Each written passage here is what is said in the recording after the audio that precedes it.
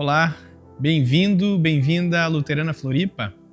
Dedique os próximos minutos para reflexão e oração diante de Deus. Ele que é o Deus que é Pai, Filho e Espírito Santo, Ele está presente aí com você. Ele deseja falar com você, renovar a sua vida e a sua esperança. Cada um de nós, em casa, no seu tempo, buscando a Deus em oração e a partir da sua palavra, que é a palavra que é viva e transforma a nossa vida. Também eu te convido, você que está participando da nossa transmissão ao vivo, participe dos comentários, enviando no chat, compartilhando aspectos da sua vida, mas também comentando a mensagem de hoje. Você pode, inclusive, compartilhar seus motivos de oração, os quais eles serão encaminhados ao grupo de oração da comunidade. Neste mês, nós estamos refletindo nessa série de mensagens sobre o chamado ao discipulado, onde Jesus chamou pessoas para estarem com Ele e seguirem seus ensinamentos. Jesus também enviou essas pessoas, esses discípulos, para pregarem, fazerem novos discípulos. E assim tem acontecido a expansão do reino de Deus.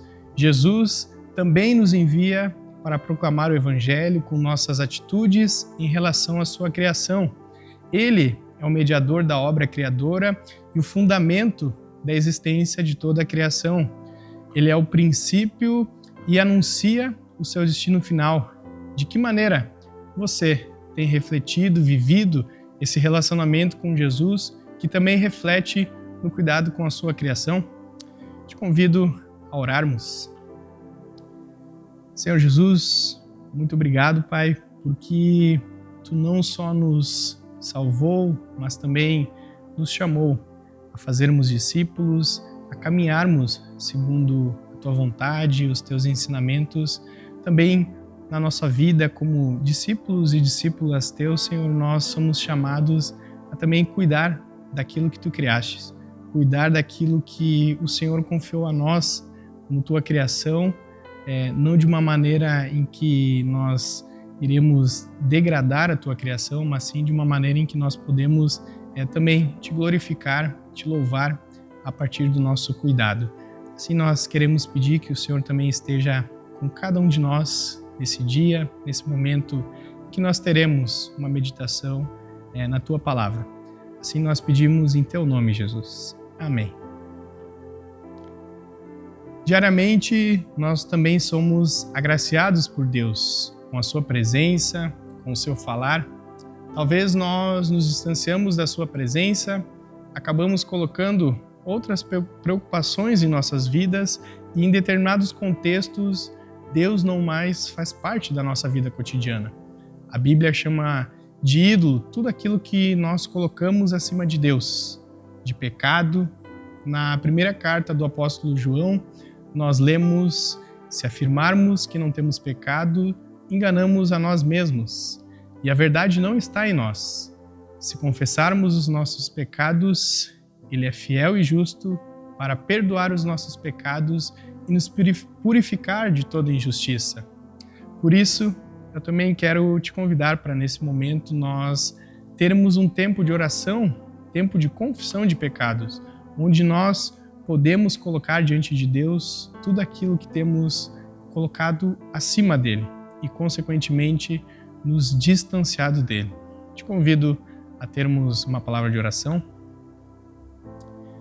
Senhor Jesus, nós também queremos aqui confessar que nós, por vezes, nos distanciamos de Ti. Diariamente, nós somos chamados a caminhar contigo, mas por vezes nós não queremos caminhar contigo, nós queremos ser o Deus da nossa própria vida e assim acabamos nos distanciando de Ti. Nós queremos tomar o controle da nossa vida para nós mesmos e esquecemos que o Senhor é o Deus da nossa vida, é o Deus que nos capacita e assim nós acabamos por vezes pecando, acabamos cometendo tudo aquilo que o Senhor reprova. Mas nós queremos mais uma vez, cada um aqui na certeza de que o Senhor sonda os nossos corações, os nossos pensamentos, entregarmos tudo aquilo que tem feito com que nós nos distanciássemos de Ti, Senhor. Que assim Tu possas nos aproximar a cada dia, também para que a gente possa desfrutar do Teu perdão, desfrutar da Tua graça. Assim nós pedimos no nome de Jesus. Amém. Antes da mensagem, nós também vamos ouvir um hino e em seguida ouvirmos a mensagem de hoje.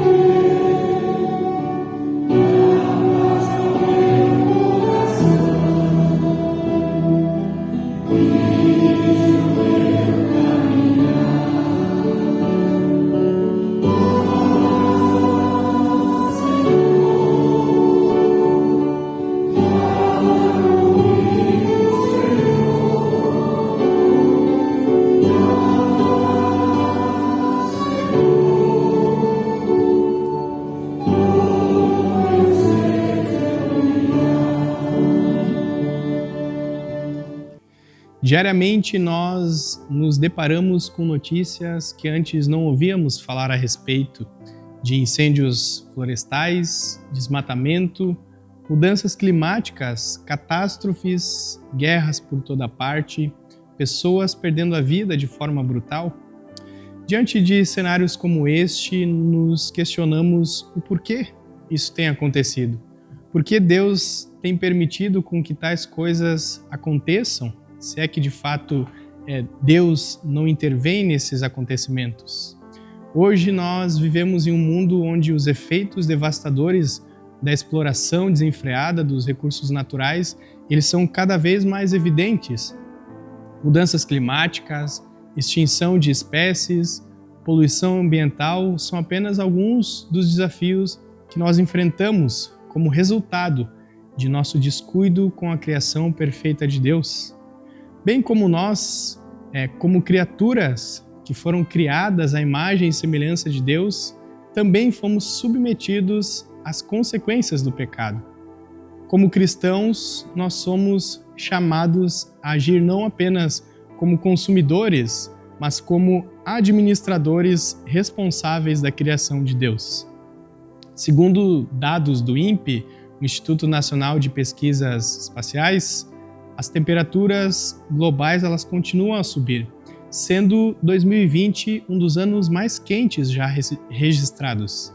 Também entre 2020 e 2021, estima-se que uma área equivalente a 40 campos de futebol tenha sido desmatada a cada minuto na Amazônia. Cerca de 1 milhão de espécies de animais e vegetais estão atualmente ameaçados de extinção devido a atividades humanas. Uma outra estimativa é de que cerca de 11 milhões de toneladas de resíduos plásticos entrem nos oceanos anualmente, causando danos significativos à vida marinha. Dados que surpreendem e que sentimos os efeitos no nosso dia a dia. Percebemos um cenário contrário ao que a Bíblia diz, ela nos descreve lá em Gênesis 1:31, que quando Deus criou todas as coisas, viu tudo quanto tinha feito e eis que era muito bom. Essa foi a expressão que Deus usou para descrever sua bela criação. Desde o início dos tempos, quando Deus formou os céus e a terra, Ele nos designou como mordomos de sua obra-prima, a criação. O mandato divino dado ao homem no Jardim do Éden é claro e relevante até os dias de hoje, conforme nós lemos lá em Gênesis 2, no verso 15. O Senhor Deus tomou o homem e o colocou no jardim do Éden para o cultivar e o guardar. A Bíblia não começa com a salvação, mas ela começa com a criação. A primeira missão da humanidade é de cuidar da criação. No relato da criação, nós vemos que Deus, ele não apenas formou o homem e a mulher à sua imagem, mas também os colocou como administradores de sua criação. E ao confiar o jardim do Éden aos cuidados do homem, Deus estabeleceu um princípio fundamental de responsabilidade com a criação. O chamado para cultivar e guardar o jardim. Não era apenas uma tarefa, mas uma demonstração da confiança e o amor de Deus pelo seu povo. A tarefa do ser humano é de dominar a criação com sabedoria, como o rei que procura o bem dos seus súditos, mas, sobretudo, o de cultivar e o de guardar o dom recebido de Deus e do qual ele não é o dono. E Deus incumbe a essa função e responsabilidade para os seres humanos de cuidar e cultivar da sua criação. O ato de cultivar, ele sugere um trabalho ativo de plantio, cuidado e cultivo da criação, enquanto o ato de guardar, ele indica a proteção e a preservação. Lá em Romanos 8, 19, nos versos 19 ao 23, o apóstolo Paulo, ele nos mostra que toda a criação, ela aguarda com expectativa a revelação dos filhos de Deus. A natureza criada aguarda com grande expectativa que os filhos de Deus sejam revelados, pois ela foi submetida à futilidade, não pela sua própria escolha, mas por causa da vontade daquele que a sujeitou, na esperança de que a própria natureza criada será libertada da escravidão, da decadência em que se encontra para a gloriosa liberdade dos filhos de Deus. Sabemos que toda a natureza criada ela geme até agora, como em dores de parto, e não só isso, mas nós mesmos, que temos os primeiros frutos do Espírito, gememos interiormente, esperando ansiosamente nossa adoção como filhos, a redenção do nosso corpo. Assim escreve o apóstolo Paulo. O texto bíblico ele começa apresentando a ideia de que todo o universo geme e sofre como uma mulher em trabalho de parto. Porém, o sofrimento da mulher ele é uma aflição de esperança, pois algo novo está por vir. Nesse sentido, a natureza ela sofreu com a queda e esses gemidos e sofrimento vêm com a esperança da promessa de que tudo será restaurado por meio da volta de Cristo. Desde a queda do homem, toda a criação ela foi sujeita à futilidade. Pelo fato de Deus nos colocar como mordomos de sua criação, após o pecado entrar na humanidade, todas as outras coisas elas foram submetidas a essas consequências que o pecado traz. Paulo ele nos lembra que a criação geme em dores de parto, esperando pela redenção final, quando será libertada da escravidão, da corrupção, para a liberdade da glória dos filhos de Deus. A expectativa de Paulo que ele apresenta não é apenas a libertação espiritual dos seres humanos, mas Paulo ele também traz a restauração completa de toda a criação. Paulo diz que a igreja, assim como a natureza, ela geme de esperança, aguardando a vinda de Cristo. Aqueles que receberam o Espírito Santo receberam uma espécie de prova do reino de Deus, para dar um gostinho do que vai ser o céu, do que vai ser a redenção, a ressurreição do nosso corpo. Mas esta redenção inclui não apenas nossa redenção pessoal, mas a restauração e renovação de tudo que foi sujeito à decadência desde a queda. Esperamos, enquanto isso, toda a criação está gemendo, passando pelas dores de parto da nova criação. O que ainda podemos refletir é o quanto do destino final da criação pode ser vivenciado agora. No entanto, podemos dizer com certeza que, assim como a nossa compreensão do destino final de nosso corpo ressurreto influencia o que pensamos sobre o corpo que temos no presente e a forma como o tratamos, nossa compreensão do novo céu e nova terra, ela também deve influenciar e aumentar a consideração que temos pela criação agora. A relação de Jesus com a terra é inspiradora. Demonstra que Jesus não veio somente para salvar a humanidade, mas também ele veio para redimir a terra. A atitude de Cristo molda a perspectiva daqueles que praticam os seus ensinamentos. As bases teológicas para o desenvolvimento sustentável não se limita ao Antigo Testamento, mas é possível identificá-las nos relatos de Jesus nos Evangelhos. Jesus Cristo é o único caminho para que a terra seja capaz de ser liberta da maldição do pecado. Como resultado do pecado de Adão, a terra ela foi amaldiçoada e somente Jesus é o caminho para o perdão, a cura e a restauração de todas as coisas. Assim, Jesus ele também nos convida a entender, e entender o seu convite é primordial para o progresso de uma teologia bíblica da vocação. O convite ele não é separado, dividido ou fracionado, mas ele engloba todo o ser e contexto. Infelizmente, a igreja ela anuncia o convite de Jesus somente para a salvação da alma, a eternidade. Mas o convite de Jesus é para todos, é o envolvimento por completo em todos os seus relacionamentos, incluindo o relacionamento de todo cristão com ele, com o seu próximo e com a criação. Mas qual então deveria ser a nossa atitude para com ela? A Bíblia aponta o caminho ao fazer uma afirmação fundamental: ao Senhor pertence a terra.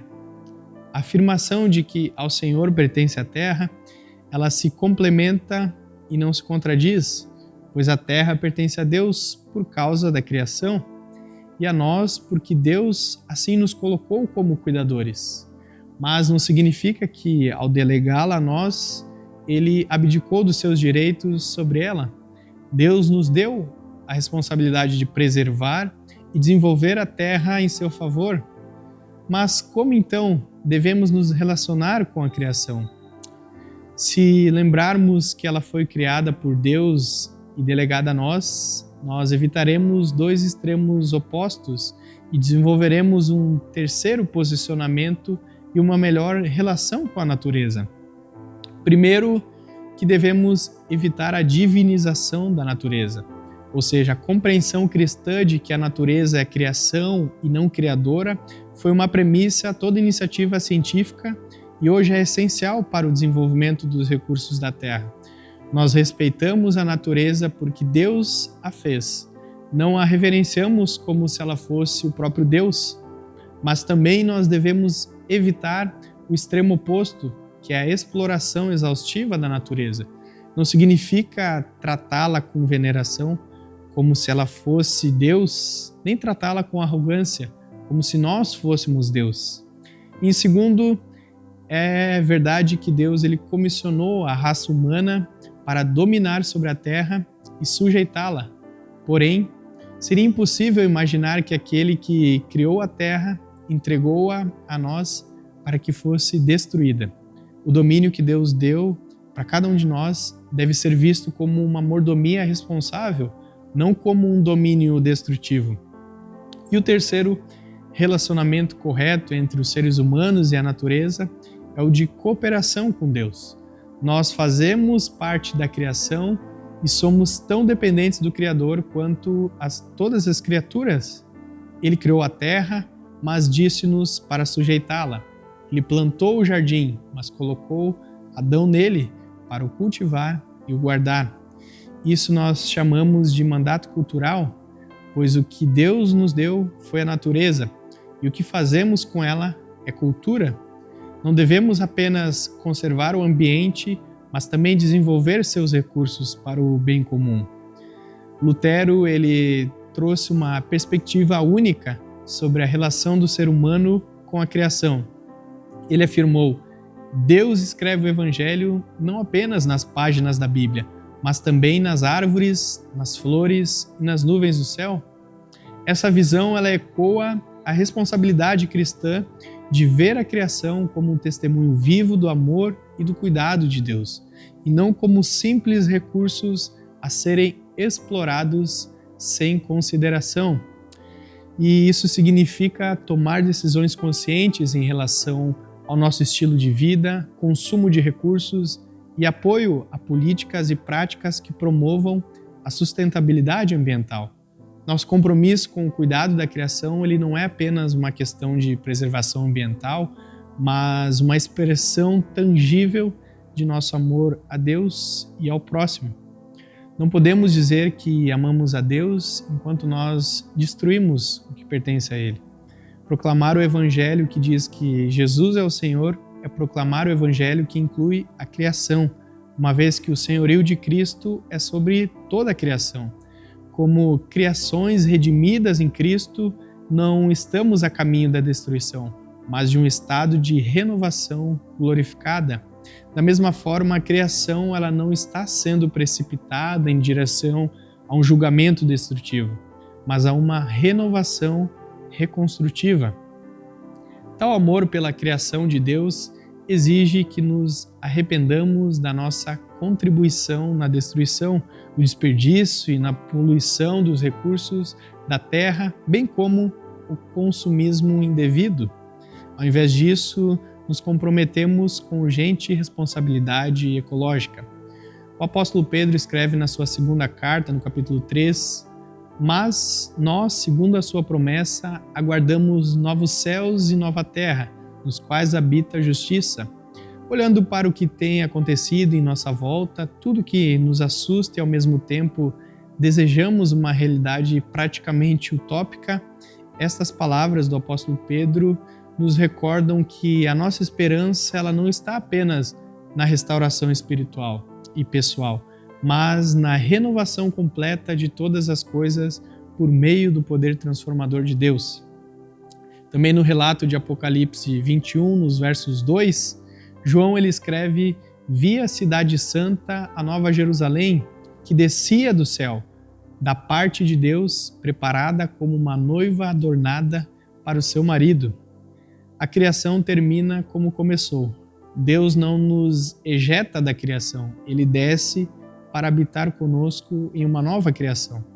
Um lugar onde toda a criação, nós e tudo que Deus criou, experimentará novos céus e nova terra para desfrutar dessa paz com Deus. Mas que possamos atender ao nosso chamado de cultivar e guardar a criação de Deus, vendo cada ato de cuidado como uma oportunidade de glorificar a Deus. Que nessa caminhada de discipulado, que Deus nos convida a cooperarmos também com a sua criação. Esse fica o convite de Deus para cada um de nós. Oremos. Bondoso Deus, obrigado porque Tu nos criaste a Tua imagem e semelhança, criou todas as coisas que nós temos à nossa volta e nós podemos olhar para toda a criação, para toda a criatura e sabermos que o Senhor fez tudo aquilo que nós aqui podemos ver de uma maneira física, para que isso pudesse também Te glorificar, Deus. E por vezes nós tratamos a Tua criação, a criatura também, de uma maneira em que nós acabamos destruindo, acabamos usufruindo, sendo mordomos de uma maneira equivocada, não da maneira como o Senhor nos chamou para guardar e cultivar toda essa criação.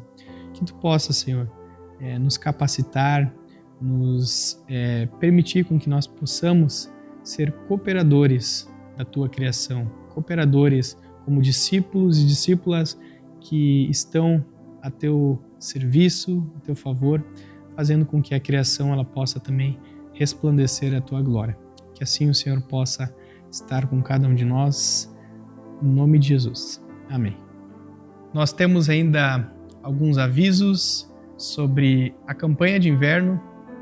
Para você que quer participar da nossa campanha doando peças de roupas limpas e em bom estado, você pode levar até a secretaria da nossa comunidade. Também uma outra informação sobre a secretaria, o expediente da nossa secretaria, que entre os dias 22 de julho e o dia 5 de agosto, o expediente presencial da Secretaria da Comunidade ele será reduzido com atendimentos de segunda a sexta, das 9 ao meio-dia. Caso também você tenha alguma outra dúvida, você pode entrar em contato conosco, que lhe atenderemos da melhor maneira. Que assim Deus ele te abençoe e te guarde, que Ele faça resplandecer o seu rosto sobre ti e tenha misericórdia de ti. Que o Senhor sobre ti Ele levante o seu rosto e te dê a paz.